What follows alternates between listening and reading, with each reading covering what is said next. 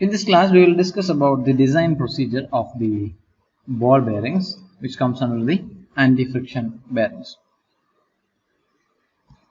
So, coming to the design procedure, see, like in the previous class, I told you that ball bearings consist of different components like inner rays, outer rays, balls, all those things, spherical balls, all those things, steel balls.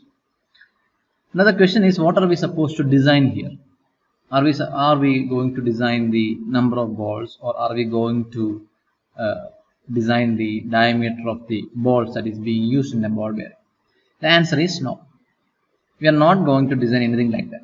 Instead, like we did for the previous design of general bearing, here we have to select a bearing that suits our application, and we have to justify our selection. That is the only thing we are supposed to do here.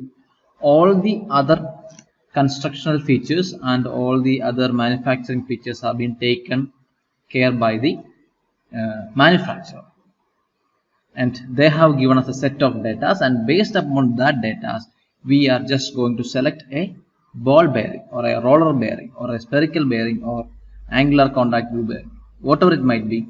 We are going to select it from their catalog, and we are going to justify the selection. Justify in the sense means the selection that we have made is apt for the application or not. That's what we are going to do here. So in order to do that, first of all, you have to understand that we have different ball bearing manufacturers. For example, SKF is one set of operators. They provide us with the different types of bearings. So we have bearing catalog, SKF bearing catalog, and there are different types of bearing manufacturers are there, and each manufacturers gives us different catalogs corresponding to their product. And I will introduce to one of the catalog, and I will explain how exactly it is being read. And for the time being, just consider that in your data handbook, what they have given is the set of data of SKF bearing. So we have got 62 series, 63 series, different sets of series are set. 62 series, 63 series, 64 series, like that. So the first two letters indicates the series number. So if you look here at the bearing number, you can see that everything starts with 62, 6200, 6201, 6202, like that, 6215, 6218. You have different bearing numbers. So we are supposed to use these bearing numbers to purchase a bearing. Suppose if you want a particular bearing, you are supposed to state this number to the supplier. Then only he will be able to supply you with that particular bearing. So bearing number is very important, and this bearing number varies from manufacturers to manufacturers, and the strength also may vary. And for the time being, let's consider this is the SKF numbering, bearing numbers, and they have given a lot of values here. They have given the value of D, capital B, and R, and all these are being indicated here. Capital D means the diameter of the shaft which is being inserted into the bearing, and capital D is the total diameter of the bearing, outer diameter, and B is the thickness of the bearing, and R is the fillet radius. All these things are being specified. Here they have given only a limited number of values, but when you go to the actual catalog, you can see under each category you can have different sets of bearing with different geometrical conditions. Okay, so here they have given directly the value of D, B, R, and small d, etc. So suppose if we want to select a bearing for a particular diameter D, say some 40 mm, then you have to look at the small d value. Small d indicates the shaft dia. So that shaft dia is being given here. Look here, this one. So if you are supposed to select a bearing for a diameter of 40 mm, you have 40 here, and corresponding to that, the bearing that you have to select is 6208. That's the bearing number. Okay, so immediately after selecting the bearing, you have to note down these two values, which is the C value, C0 value, and C value. C naught value indicate the static load carrying capacity and C indicate the dynamic load carrying capacity. So these are the two values that we have to note down immediately after selecting the bearing. Now let's proceed with the step number 2. We are going to calculate the equivalent load. We have stated that in a bearing we have got axial load, we have got radial load, but we are not designing for the exactly for the axial load and we are not designing completely for the radial load. Instead, we are going to take the combined load and that is called as the equivalent load, otherwise called as P. P is there, F is there, these two are different names that is being given. So the equation is XVFR plus YFA, that is the equation. Equation number is 16.6 in the page number 372. You can see this particular equation, and in the catalogs also you can see the same equations. And what are these factors? X, V and Y. One is the radial factor, second one is the rotation factor, and third one is the thrust factor. All these values are available in the table number 16.3. So right now our main aim is to extract these values. Extract these values from the table 16.3, substitute it over here, and we are supposed to get the equivalent load. So in the step number 3, we have to complete the step number 2. So in order to complete the step number 2, we have to find the value of V, X and Y. So if you look at this table at a glance, you will get confused. You don't know how to select the values of X and Y. If you look at the columns for V, we can say that for rotating condition and for stationary condition we have got only two values. One is value is 1 and second one is 1.2. So these two conclusions we can immediately make, whether the bearing is in a stationary condition or bearing is in rotating condition. Most of the cases, most of the applications that they specify in the question, the bearing will be in the rotating condition, so don't need to worry about the value of V. Majority cases we will be selecting the value of V as 1, just because we are considering that the bearing is rotating. Now moving forward with the value of X and Y. For X, the value is selected based upon the value of small e. Now the question is, what is the value of small e? Small e is provided here in the last column, but you have got a set of values and you don't know how to select the values from this.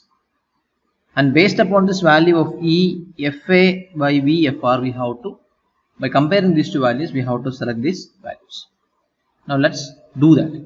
In order to do that, what we will do is, first thing is that we have to get the value of E. To get the value of E, we will calculate the value of FA by C naught. FA is the axial load and C naught is the static load that we have taken down from the bearing catalog. So we will calculate this value. You can see here FA by C naught, the fourth column. Right? Say you have some 0.09. You have, for example, FA by C naught, say, is equal to 0.09. So this value of 0.09 is going to come somewhere here. Right? So corresponding to this, if you look here, you have the value of E somewhere here, in between 0.28 and 0.3. 0.28 and 0.3 you have the value. Right? So by using the interpolation method, you have to get the value of E. Right? So to be specific, or to be in a very crisp manner, if I say this, it's like this. You find the value of FA by C naught and go to the table 4. Go to the table and column number 4, you can see various values of FA by C naught. Corresponding to the value of FA by C naught, you go to the last column, get the value of E using interpolation method. Okay, so that's how you got the value of E. Now the next step is calculating the value of FA by VFR. FA is the axial load, VFR is the radial load, and V is the factor 1, or FA by FR. Now you compare these two values. That means compare the value of FA by VFR to E and take down the values of X and Y. And the value of, selecting the value of Y is only the complex thing, because you have got a set of values here for Y. But for other values, for other readings, you have only limited number of values like 0.561, etc. So this is how you have to select. find the value of Fi by C naught, get the value of E, compare the value of E with Fi by VFR and get the value of X and Y. Once you get the value of X and Y, you can easily calculate the value of equivalent load. XFR, XVFR plus YFR. This is the equation. Substitute, get the value of P. This is the equivalent load. So that completes the step number 2. Moving forward, we have the step number 3. Here we are going to actually calculate the life of the bearing. So in the introductory class, I have stated that the life of the bearing is represented in million revolution. So our next aim is to find the millions revolution covered by the bearing, Elton life. Okay, so to do that, we have the equation Ln equal to 60 N LH divided by 1 followed by 6 zeros. Now the question is, what is the value of N? N is in RPM, which should be given in the question. Now the question is, what is LH? LH is the life in hours. This we have to calculate manually based upon the data. Sometimes they will give us 5 hours per day for 5 years. If that's the case, you have to consider that 5 hours per day. So in an year, 5 into 365. So in 5 years, you have this much amount of life in hour. Suppose if they state that 6 hours per day, 3 or 5 days per week for 3 years. If they state it like that, you have to find out. You have 6 hours per day. So 6 into how many days you have? 5 days in a week, so into 5. So this is the total working hour in a week. Now you have to multiply it with the number of weeks. So usually we consider that in an year approximately about 52 to 53. Say 52 weeks are there. So this much is the number of hours completed by the bearing in 1 year. And we have got total life as 3 years, so into 3. So this is how we calculate the life in hours. So don't worry about this 500. This LH we have to find out using the manual calculation, and we have to find the value of Ln. This is the L10 life in million revolution. And this is what we require. Suppose after this calculation, if you got something like 950 million revolution, means that is the actual working cycle or millions revolution what we require, or the questionnaire or the design require in order to satisfy the operation. Now let's see whether it is being satisfied by our selection. So we have already selected 6208 bearing from the catalog, and we have to check whether that particular bearing can rotate this much amount of revolution. To do that, we will use the equation 16.4a or b. If it is a ball bearing, we use C by P to the power of 3, and it is C by P to the power of 10 by 3. Right? So C we have already taken down from the design data handbook, and P we have calculated the equivalent load, substitute it, get the value of Ln. So this is the Ln calculated. So from here we can calculate the value of Ln calculated, and this is the Ln required. Now we are comparing it with this calculated and required value. Suppose how the selection is justified. Suppose the calculated value of L10 is greater than the required value, then definitely the selected bearing can withstand this much amount of millions revolution, and it is safe for operation. For example, let's say Ln required is some 552 million revolution, and when you calculated Ln, it stated that 750 million revolution. That means the bearing that we have selected has an L10 life of 750 million revolution, and in the application what we require is only 552. So the selection is justified. And suppose if it is something like this, let's say the ln required is some 915 million revolution, and ln calculated is only 520 million revolution. So the selected bearing is not matching with the required, because this bearing will fail after a life of 520 million revolution. So that is not suitable for the application. Now comes the most tricky part. What happens if we come across a bearing that is not suited for the application? Our selection was not suitable. Then what we are supposed to do? The answer is very simple. We have to go from 6.2 series to 6.3 series, and we have to calculate all these steps again and again until we find out the right bearing for the application. So you have initially you have selected the 6208 bearing, so it is not satisfactory. So you have to move on to 6308 bearing, and you have to check. If that is also not satisfactory, you have to go for 6408 series bearing. And if this is also not satisfying the condition, you have to move on to the roller bearing. That is one methodology that we can follow while we design. Another methodology is that, suppose if they don't have any kind of limitations for the diameter, suppose if they don't have any limitations, say the minimum diameter is 40 mm, that means the minimum diameter is 40, you cannot go below 40, but you can go above 40. You can select 50. If it is not satisfying, in the same series 62, you can select 6210 or 6213 or 6215. Higher diameter you can choose, and you can solve this procedure again to find out the right bearing. So this is how the usual design procedure of a bearing will look like. Now this is the SKF bearing catalog.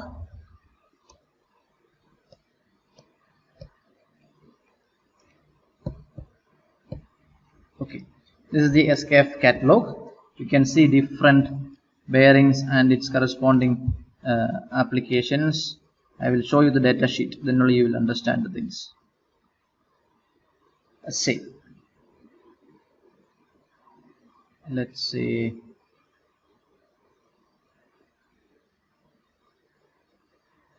something like this.